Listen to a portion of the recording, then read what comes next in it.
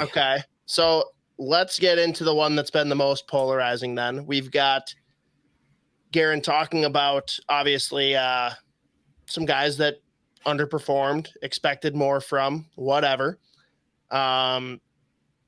Two in particular that he very much is saying need to stay in Minnesota for the summer.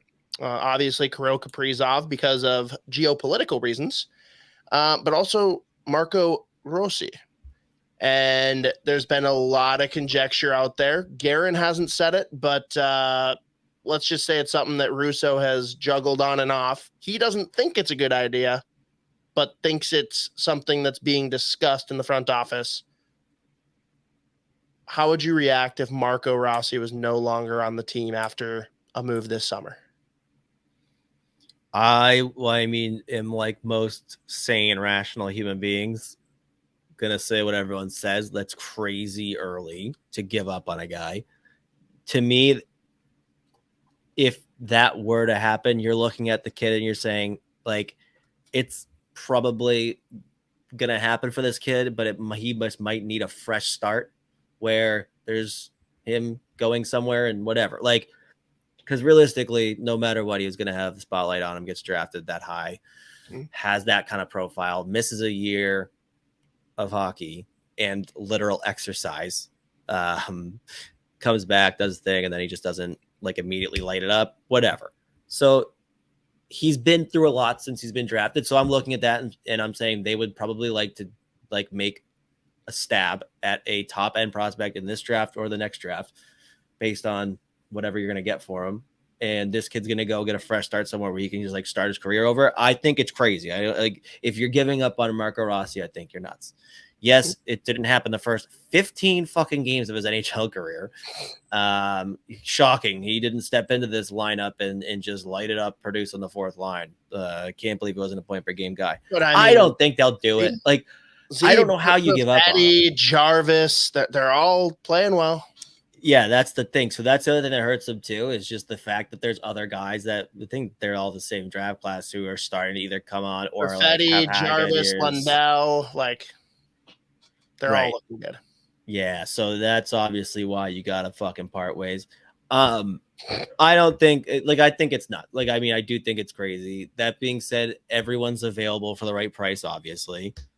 Like, I think Rossi's situation's 1,000,000% different than like Addison's situation. I still wouldn't give up on Addison either, by the way. I'd like to be on the record saying that. Pretty early on both, but okay. Yes, but it's still like, I think that situation is different than Rossi's. Very different. Again, they're both way too young for me to just like give up on, obviously. Like, and I think they probably know that too. I just wonder if they're at a certain impasse with fucking Kalen Addison for some reason. Or they really were, or they're really put off with how we handled. Yeah. Well, dude, they're also a completely different profile player though, too, where like Addison, like he's got the label of like one trick pony, like, so we gotta do this. See, okay, like we don't need to get into Addison, should he stay or not. We don't need to get into any of that. They continue.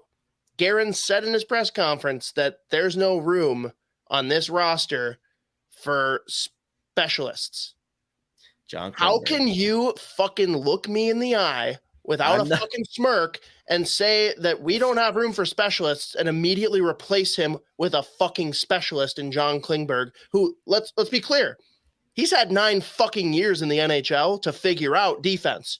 Addison's had 1 year. How it just blows my mind. I'm not saying it's right. I'm not saying it's right. I'm not saying that's correct. I'm not saying it. I'm saying when you're a young player in this fucking league and you have that label, it's never like, well, at least he's really good at that one thing. Let's give up on the other shit, but we're going to keep him around because he's got the one thing that he does really well. When they're young, when that's a young player like that, usually this is just for whatever fucking reason. Either no one's willing to work with him with the other shit, / they're not willing to work with the other shit, which I'm not saying he's not.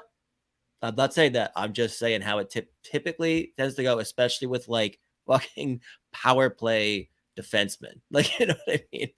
I'm not saying that I would give up on him. I'm not saying it's right. I'm not saying he's incapable. I'm not saying it. People are saying it. As Doug McClain always says, I'm not telling you it's true. I'm just telling you what I heard. But I do think their situations are different, though. No, they're very different situations. Yeah, but again, you're right though. It was a very funny like thing where it's like no specialists here, no like what was the fucking? Why do I never remember that fucking term? Specialists here, and he goes Klingberg. It's so funny too, because like half the time, like sometimes it's not even like a good power play quarterback. He just like walks the line like better than anyone else in the league, and it's like that's it. It's not even like really doing anything. He's just skating cool. Like, sometimes he'll do it and then like throw a shot into like a fucking shin pad that's 8 feet in front of him. Like, well, why'd you fucking sidestep for 12 feet?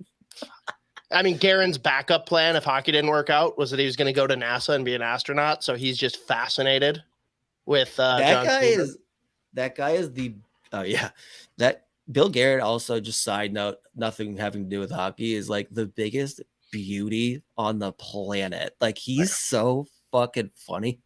Where he's from, Massachusetts. That's how literally everybody's from. That's what they're all like. So it's like, I would love to get this guy back in fucking East Longmeadow or Springfield and just plop him down in a town bar out there. He would just be hanging out with the fellas.